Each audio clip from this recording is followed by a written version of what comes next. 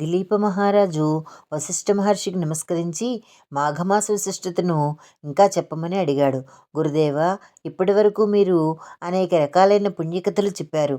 నేను శ్రద్ధగా విన్నాను, కృతార్థుడనైనాను. అయితే ఒక సందేహం మాత్రం ఉంది.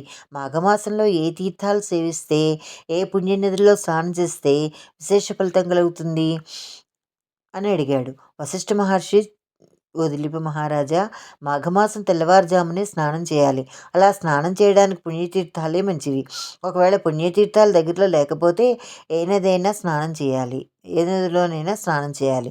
నదికి కూడా అందుబాటులో లేకపోతే చెరువులు, సెలయేరు, సరస్సులు వంటి వాటిలో స్నానం చేయాలి.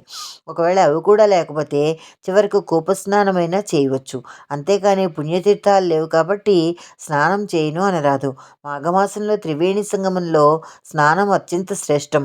అదే ప్రయాగ, అదే అంత గొప్ప తీర్థం భూమండలంలో ఎక్కడా ఉండదు.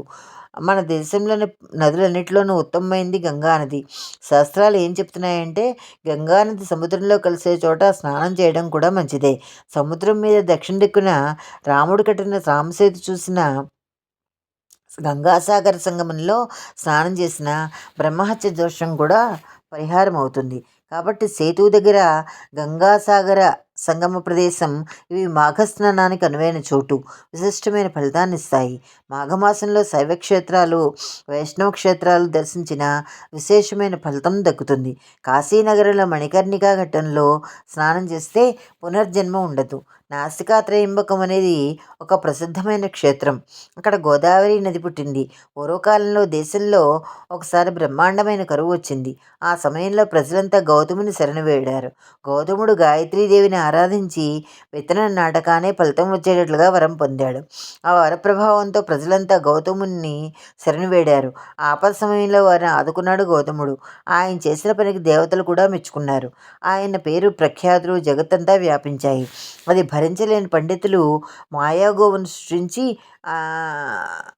సృష్టించి అతని పంట నాశనం చేయించారు. అది గమనించిన గౌతముడు దర్భపులతో గోవును వదిలించాడు. వెంటనే క్రిందపడి మరణించింది మాయాగోవు. గౌతముడికి గోహత్యా పాతకం చుట్టుకుంది. అప్పుడు గౌతముడు శివుణ్ణి ధ్యానించాడు. ఆయన జటాజూటంలోని గంగను గోవు మీద ప్రవహింపచేశాడు. అందుచేత ఆ నదికి గోదావరి అని పేరు వచ్చింది. ఈ నదిలో స్నానం చేసినా గొప్ప ఫలితాన్ని ఇస్తుంది. కాశీలో మరణించడం, కురుక్షేత్రంలో దానధర్మాలు చేయడం, నర్మదా తీరంలో తపస్సు చేయడం వంటివి మంచి ఫలితాన్ని ఇస్తాయి. గోదావరి తీరంలో ఈ 3 పనులు విశేషమైన ఫలితాన్ని ఇస్తాయి. పుణ్యక్షేత్రాలు, పుణ్యతీర్థాలు వేరువేరుగా ఉన్నాయి. క్షేత్రము అనగా ప్రదేశము అని అర్థము. కాశీ, రామేశ్వరము, ద్వారక, హరిద్వార వంటివి పుణ్యక్షేత్రాలు. అక్కడ ఉండే భగవంతుడు మహిమ వల్ల ఈ క్షేత్రాలకు పవిత్రత వచ్చింది. పుణ్యతీర్థాలు అనగా ఈ నదుల్లో స్నానం చేస్తే అన్ని రకాల పాపాలు హరించిపోతాయి. వీటిలో కొన్ని కొండలు, గుట్టలు, అరణ్యాల గుండా వివిధ ఔషధాల మీదుగా ప్రవహిస్తాయి. ఈ ఔషధ గుణాలు ఆ నదిలో ఉంటాయి. ఈ కారణం చేత ఆ నదిలో స్నానం చేస్తే శరీరానికి ఆరోగ్యం సిద్ధిస్తుంది. వీటిలో పరమ పవిత్రమైనది కాశీక్షేత్రము. అక్కడ ప్రవహించే గంగా నది కూడా పవిత్రమైనదే. అంటే కాశీ పవిత్ర క్షేత్రము, తీర్థము కూడా. ఈ కారణం చేతనే కాశీలో చేసిన తపస్సు కానీ ఇతర కర్మలు కానీ 1,00,00,000 రెట్లు ఫలితాన్ని ఇస్తాయి. శ్రీమన్నారాయణుడు నాభికమల నుండి ఆవిర్భవించాడు. బ్రహ్మ అతనికి 5 శిరస్సులు ఉండేవి. స్వయంభువు అయిన ఈశ్వరుడికి 5 ముఖాలు ఉండేవి. ఒకసారి బ్రహ్మకు ఈశ్వరునికి తగాదా వచ్చింది. బ్రహ్మదేవుడు నాకు 5 ముఖాలు ఉన్నాయి కాబట్టి నేనే గొప్ప అన్నాడు. ఈశ్వరుడు, నీకే కాదు నాకు కూడా 5 ముఖాలు ఉన్నాయి. పైపెచ్చు ప్రతి ముఖానికి 3 చొప్పున 15 కళ్ళు ఉన్నాయి. నీకున్నవి 10 కళ్ళే కాబట్టి నేనే గొప్పవాడిని అన్నాడు. వీరి మధ్య తగాదా వాదులాటగా పెరిగింది. అది తీవ్ర స్థాయికి చేరి ఈశ్వరుడు రుద్రుడైనాడు. కత్తి తీసి బ్రహ్మగారికి ఊర్ధ్వముఖంగా ఉండే 5వ శిరస్సును కాస్త ఖండించాడు. దాంతో శివుడికి బ్రహ్మహత్య దోషం అంటుకుంది. తెగిన బ్రహ్మ శిరస్సు శివుని చేతికి అంటుకుపోయింది. నా శిరస్సు నరికావు కాబట్టి ఈ రోజు నుండి బిచ్చమెత్తుకుంటూ నా కపాలమే భిక్షపాత్రగా చేసుకుని జీవించు అని శపించాడు. శివుడు అలాగే బిచ్చమెత్తుకుని జీవిస్తున్నాడు. ఆది భిక్షువైనాడు. శివుడు దిగంబరంగా తిరుగుతూ భిక్షాటం చేస్తున్నాడు. అది చూసిన మునిపత్నులు మోహితులవుతున్నారు. మునీశ్వరులంతా వస్త్రధారణ చేయమని శివుణ్ణి అర్థించారు. పెడచెవిన పెట్టాడు శివుడు. దాంతో మునీశ్వరులు కోపించి, నీ లింగం ఊడి నేల మీద పడిపోవుగాక అని శపించారు. అలాగే జరిగింది. మరుక్షణంలో శివుని లింగము నేల మీద పడిపోయింది.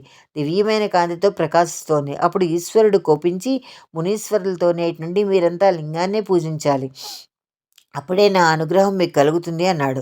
వెంటనే మునిలో ఆ లింగాన్ని గంగాజలంతో అభిషేకించి నిత్యం పూజ చేయడం ప్రారంభించారు. శివుడు భిక్షాటన చేస్తూ బ్రహ్మకపాలం వెళ్ళాడు. బ్రహ్మకపాలం చేరగానే ఆయన చేతికి అంటుకున్న బ్రహ్మశిరస్సు కాస్త ఊడి నేలమే పడిపోయింది. అది గొప్ప క్షేత్రమైంది. శివుడు ప్రభాస్ తీర్థానికి పోయి అక్కడ స్నానం చేసి బ్రహ్మహత్యాపాతకాన్ని పోగొట్టుకున్నాడు. ఓ దిలీప్ మహారాజా, పుణ్యతీర్థంలో స్నానం చేస్తే ఎంత గొప్ప ఫలితం ఉంటుంది అని చెప్పాడు వశిష్ఠుడు. మాఘమాసము 26వ అధ్యాయం సంపూర్ణం.